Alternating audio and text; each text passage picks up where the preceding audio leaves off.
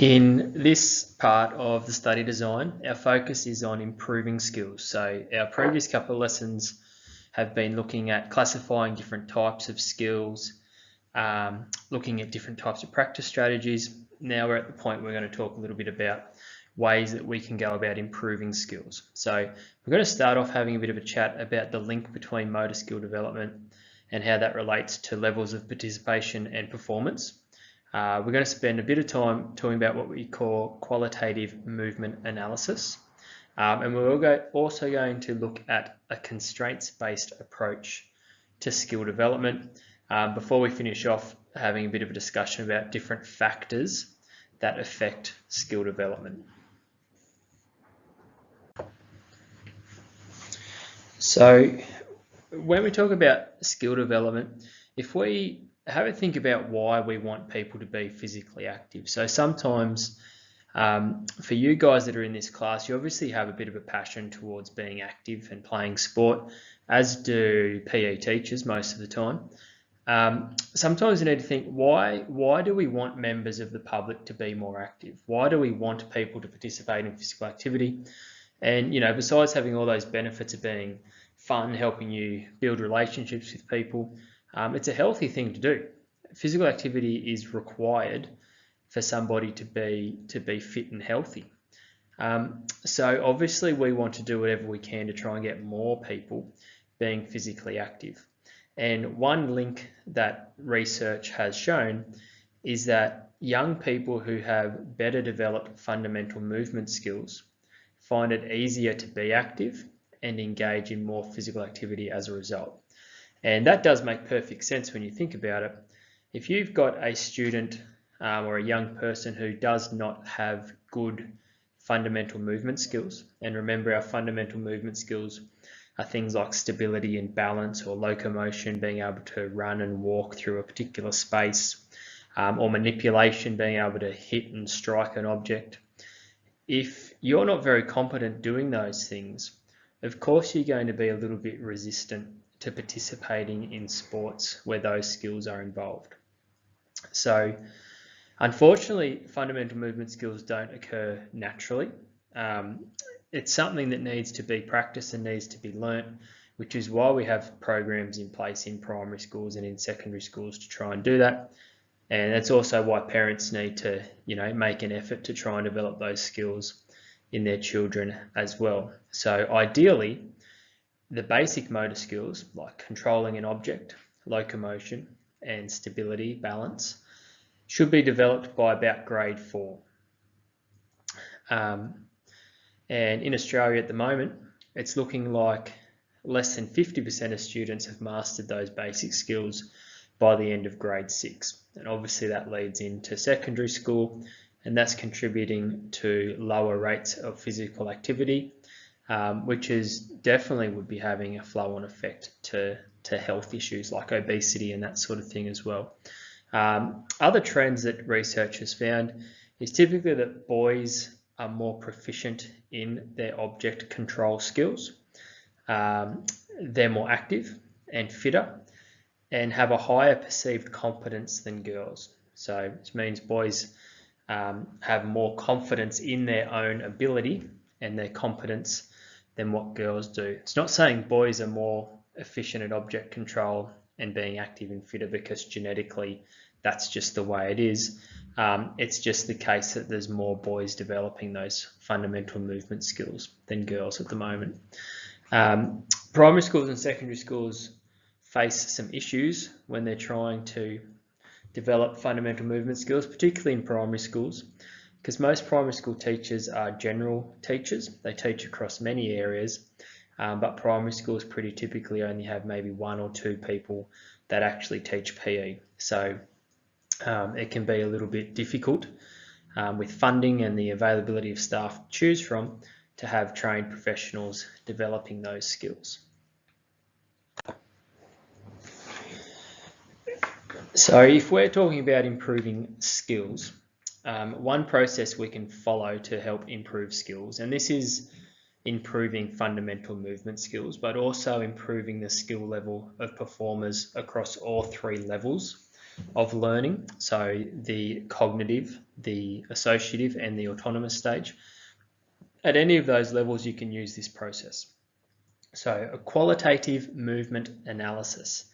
If we break that down, essentially we're analysing someone's movements by collecting qualitative data.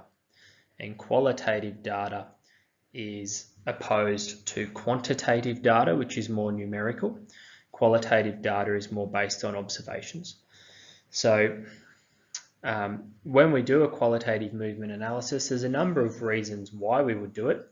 What we're going to focus on is doing it to diagnose the strengths and weaknesses of a performer to obviously help them improve. But they also do qualitative movement analyses when they're judging competitions, like think of diving, for example, at the Olympics. The judges are viewing the divers perform their dive and giving them a score. If any of you tried out for representative teams and that sort of thing, qualitative movement analysis would be going on the sidelines by the selectors.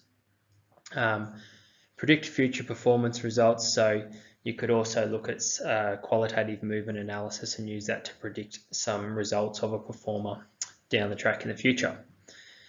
So like I said before, the main reason we're going to use it is to diagnose strengths and weaknesses of a performer, and that's the main reason a teacher or a coach would use this process anyway. The process has 4 stages down the bottom here. So preparation, followed by the observation, followed by an evaluation, followed by an error correction stage. Before I get into explaining each of those movement analysis stages, just wanted to spend a quick minute comparing qualitative and quantitative data, because as I said, this is a qualitative movement analysis opposed to a quantitative one. And essentially, like I said before, qualitative is more based on getting feedback from your observations. Quantitative is more based on getting numerical data from some sort of recording type device. And up the top here, we've got a scale or a continuum. So we've got the qualitative end down here through to the quantitative end up here. Down on the qualitative end, you can see we're sort of at the developmental level, looking at things like rating scales, looking at someone's stride length is still qualitative, but getting a bit more quantitative. Then we get to measuring velocity, acceleration, force of an object. Up around this area here where force is, that's where you'd be collecting your numerical quantitative data. So qualitative data has no numeric assessment, whereas quantitative does. If you were following this example here, if we're looking at a baseball pitch, qualitative assessments could be heard from the coach talking about what the pitch looks like or how the pitch is, or by the TV commentator. A quantitative analysis of that same pitch might be looking at some statistical data on the types of pitches they're doing, how many of them are receiving strikes, how many of the pitches are balls, where's the ball going to, so what sort of direction is it taking, and we could also obviously measure the actual speed of the pitch. In terms of qualitative data or qualitative movement analysis, that's the thing that most coaches and PE teachers are using. Whereas your sports scientists, your biomechanics, your exercise physiologists, those sorts of people would be the ones that are collecting more of that quantitative data. Let's imagine we're undertaking a qualitative movement analysis. So what we need to do is we pretty much work our way through the 4 principles. So if we were to conduct a qualitative movement analysis of a performer, we're going to start here at the preparation stage, which is talking about the person who is conducting the analysis, such as a coach. When preparing to do an analysis, firstly, they need to have a really clear purpose of what the analysis is for. So are we doing an analysis to determine the strengths and weaknesses of a particular player on the team? Or are we doing it to determine the strengths and weaknesses of the team as a whole? Are we doing it to determine the strengths and weaknesses of a particular player or a team executing a specific skill or a team play or whatever it might be. So we need a clear purpose. It's no good observing and collecting data if you don't know exactly what you're collecting it for. Point 2 there, when you come up with your observation strategy, that strategy needs to be based on the coach having a really solid knowledge of the game. And when we're doing qualitative movement analyses, the coach really needs to have a knowledge of what we call pedagogy or teaching, how to improve the skill. They need to have a knowledge of motor skills themselves, and they also need to have a knowledge of biomechanics, knowing how the body sort of works. Obviously, they also need to have a really good understanding of the particular sport that they are observing. It's going to be pretty hard to determine strengths and weaknesses of a player if you yourself don't know what constitutes really good, efficient execution of a skill in that sport in the first place. In terms of the observation strategy, it could be that you're conducting your observation live and you're watching a game and recording data as you view it, or you could be watching a recording of a game and recording your data that way, which is a pretty good way to do it, because obviously you can't stop and pause a live game, but you can certainly stop and pause and rewatch as many times as you need to a recording. Or you could combine both of them and do both. Strongly recommended that you use some sort of media technology, because that just makes the process easier. In your strategy, you also need to decide how many observations are you going to do? What's the timing of those observations as well? So that's our preparation. We've got our purpose, we've got our strategy. Now we're ready to observe. As I said before, your observations may be live or they may be digitally recorded or a combination of the two. Many things you can observe, but some common things that coaches do observe is the dynamics of the team, so how the team's working together, how the team's completing set plays, the patterns of play of the opponents that you're playing. So then you can obviously work backwards with your game strategy to sort of capitalise on opportunities presented from the patterns in the opponent's play, or situational variables, which is sort of when different situations present themselves in a game, looking at how a player might respond to that. In terms of the quality of data, the thing with qualitative analyses opposed to quantitative is a qualitative analysis is more subjective, opposed to a quantitative analysis which is more objective. Subjective means it's sort of open to interpretation of the person doing the observation, whereas an objective measure isn't really subject to those sorts of things. So some limiting factors of a qualitative analysis that need to be acknowledged and helped to minimise is the experience and knowledge of the coach of that particular game, their level of training that they've had, their emotions towards particular players or the game itself, what their expectations are. So the expectations of one coach and what they constitute as high level performance can definitely be different to what another coach constitutes as high level performance. Refereeing errors can affect your data, or even though that word's cut off there, subjectivity is the largest limiting factor. So we've done our preparation, we've conducted our observation. Now we move into the evaluation stage of our movement analysis, which is also called the diagnosis stage, which is where we're evaluating the level of performance, the quality of performance, to determine what the problems are, what's causing the problems, and how we can fix the problems. If you're evaluating someone's performance, it's obviously best if you've got something to evaluate it against.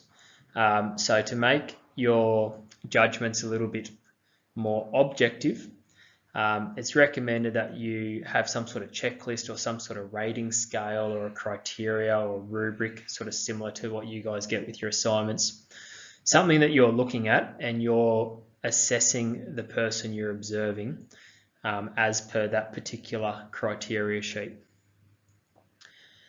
Any of the tests or measures you use to evaluate the performance obviously need to be valid. So the word validity means that the test that you are using is measuring what it's intended to measure. So if you say it's intended to measure the speed of a pitch, then that test is only valid if it does indeed only measure the speed of a pitch. We also need the test to be reliable, which means you could use that same test to test the same thing over and over again in similar conditions, and you would continue to get consistent results. So when we're doing an evaluation, we want to have, like I said, a criteria sheet, some sort of rating scale. The tests that we're using to gather our data need to be valid and reliable. And on reliability, we've got two types.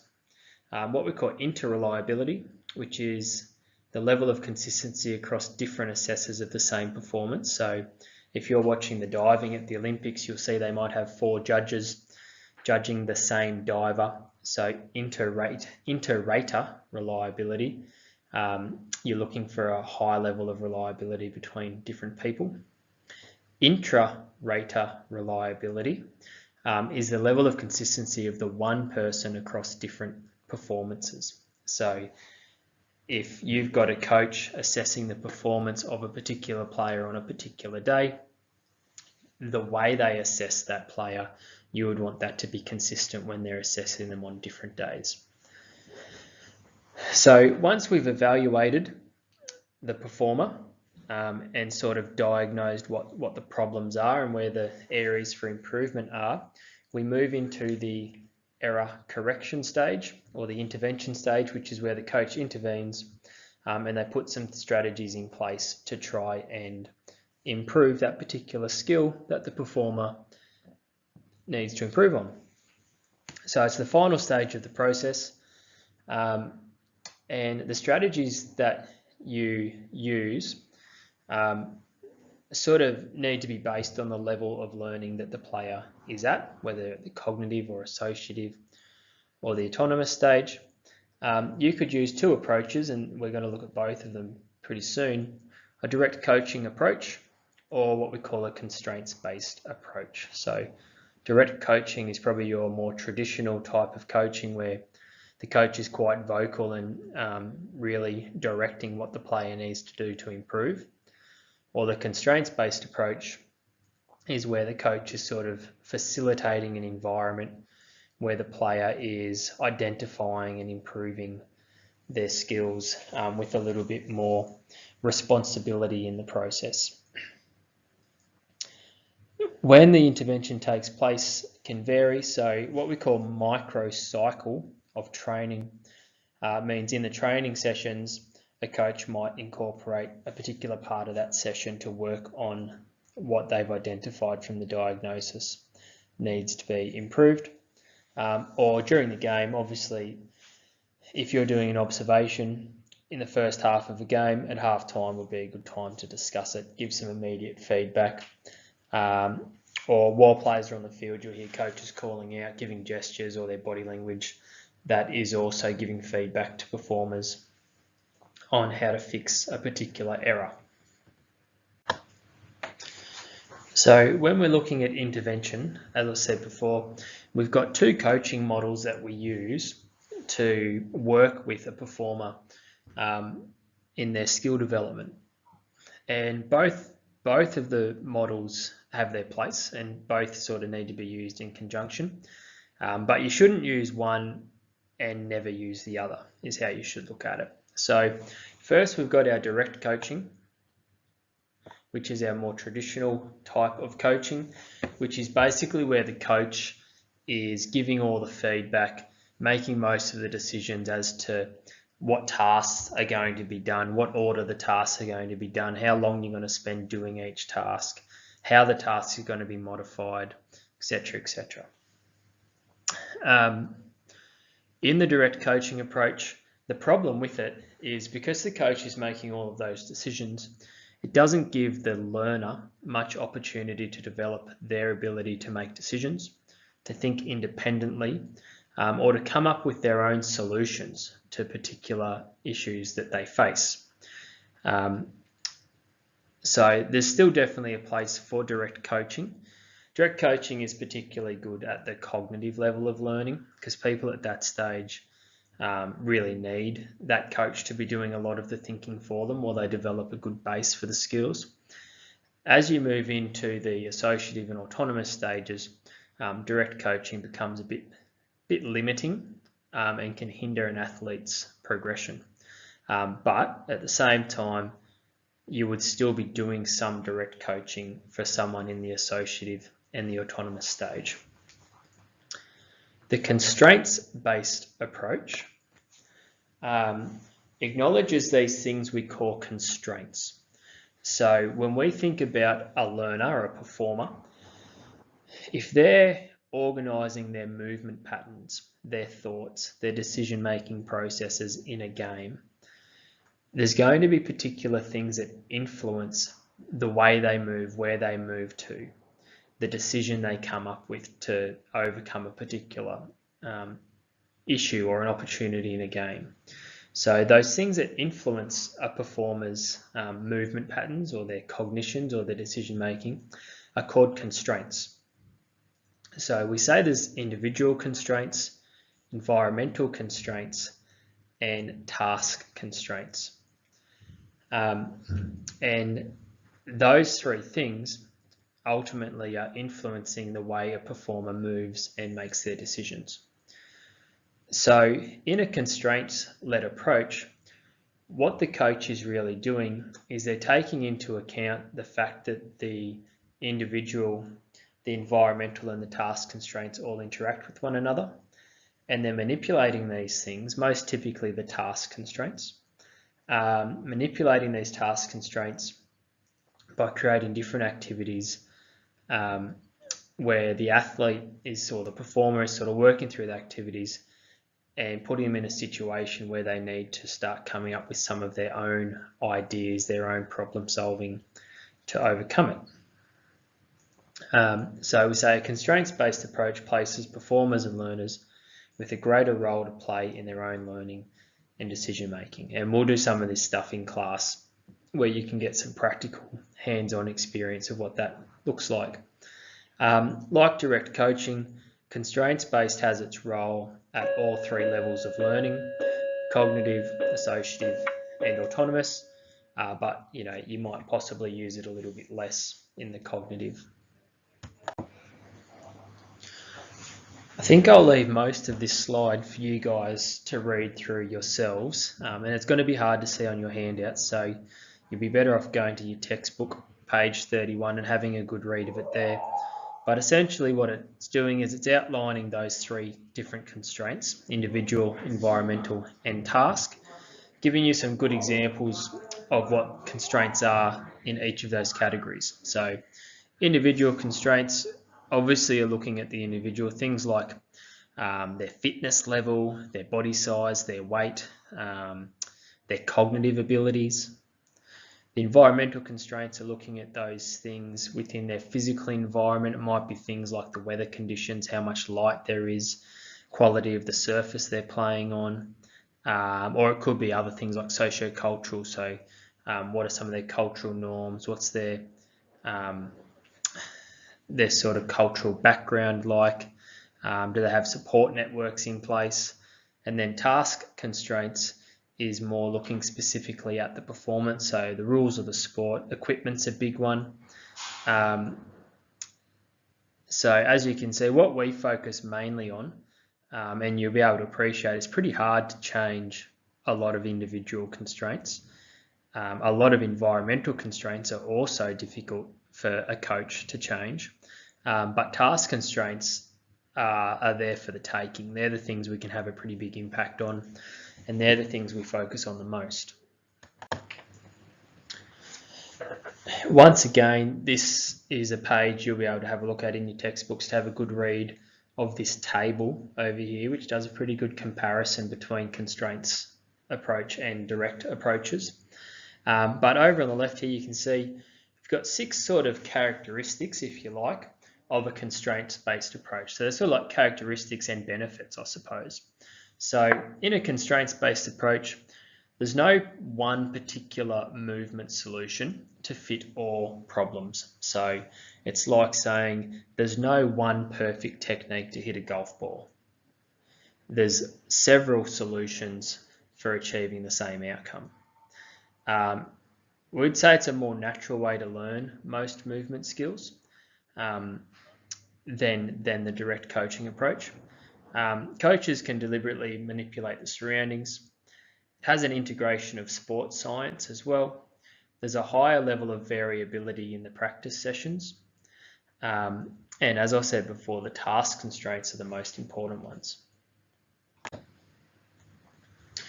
In establishing a learning environment that uses this constraints-based approach, that learning environment needs to have a few things about it.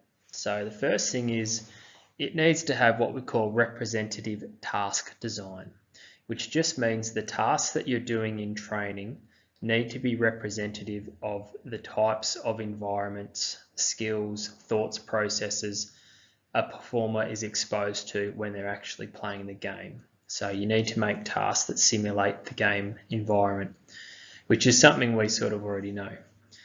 2, it needs to have affordances. So an affordance, it's like affording someone the opportunity, giving someone the opportunity to make decisions, see what their abilities are in response to different situations at training before they do it in a game. Because if you're in a game and you want to make a big decision about a particular play, first you need to think to yourself, well, if I try and throw this ball at the stumps, for example, am I able to achieve that task? Is my body able to achieve this task that my head wants it to do? And you're not going to know what your body's limits and capabilities are unless you're practicing and determining what those are in a training environment. So you need to allow learners to have the opportunities to practice things like that. Requirements for coaches. So to facilitate a constraints-based approach, the coach definitely needs to have a good knowledge of the sport. They need to have a good knowledge and experience in creating games and manipulating different constraints. They also need to have an understanding of the individual constraints, the strengths and the weaknesses of each player or the performers that they're working with. Finally, a constraints-based approach follows what we call guided discovery, where the coach isn't directing the training necessarily, but they're more there as a guide to facilitate the training. And instead of doing that by dictating what the performer is doing, they're doing it through specific questioning, manipulation of the constraints, giving the learners opportunities where they can explore things for themselves. What that does do is, if you think back to when we talked about extrinsic and intrinsic feedback, intrinsic feedback is really important for an athlete to be able to gather their own data on their own body to determine, how their performance is. This guided discovery approach is really good in helping someone develop their intrinsic feedback. Now I just want to touch on this idea of sociocultural factors. So obviously we're still talking about skill development and improving skills, and we've just finished talking about a way to analyse movements and determine focus areas, and then we've sort of talked about constraints-based approach as an approach to take to develop somebody's skills further.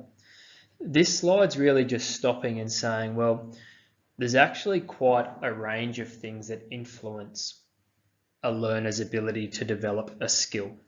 It's not necessarily just the case that it's the amount of training somebody does that determines how well they can perform a skill.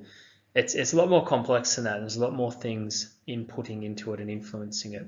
And we call those things socio-cultural factors. Factors related to the culture of the person and their family, and factors related to the social environment that that person is exposed to.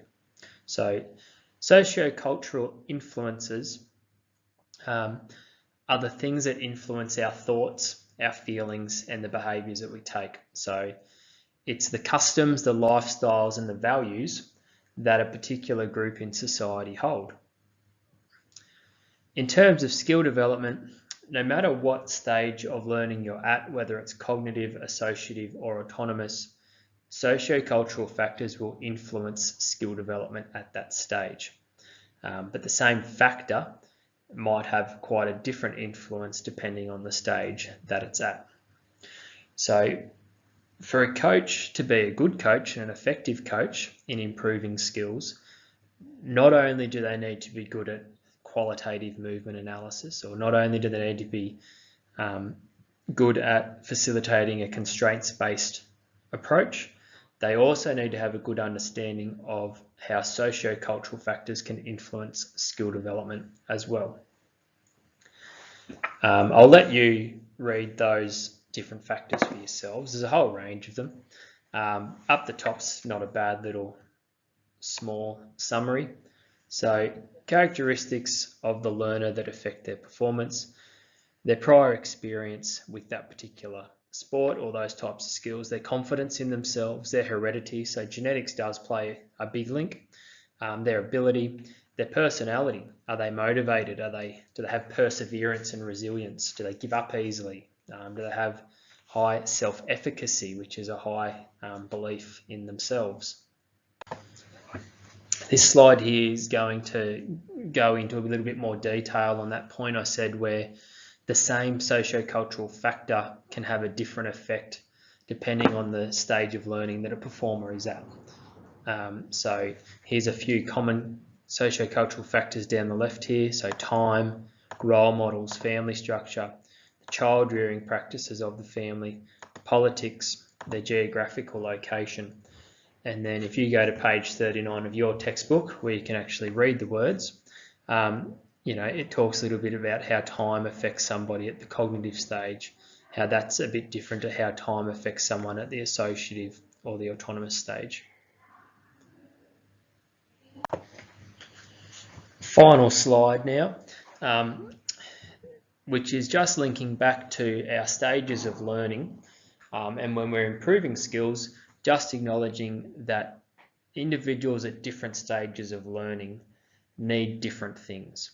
So if you're at the cognitive stage of learning, you're needing really simple instructions. You need no more than 2 simple instructions at any one time. You need to be seeing lots of demonstrations so you can visualize what it looks like to perform a skill. You need complex skills to be broken down into smaller parts so you can sort of master smaller parts before putting them all together. You need a big focus on the fundamental movement skills because they're the basis of every other skill. Cognitive stage is a difficult stage for maintaining motivation because it's got the highest level of error. So you need some strategies in place to keep that person motivated. You need a lot of positive and constructive feedback delivered by the coach, more extrinsic than intrinsic feedback, because that performance is not yet at the stage where they can calibrate their intrinsic feedback with high level of performance. Moving to the associative stage, they still need some of those things, but some defining characteristics are they still need regular feedback to refine their skills, not so much to teach them the skill, but to refine how well they perform the skill. They need more opportunities to practice with increased variability than what someone at the cognitive stage does. Move up to the autonomous stage, they need opportunities where their training, their practice sessions are like game environments. They can practice tactics, shot selection, psychological skills training, which is sort of like a sports psychology, which we'll talk about later in the year, skills to stay calm under pressure, practice opportunities with a really high level of variability, practice opportunities where they're forced to use higher order thinking and forced to use problem solving.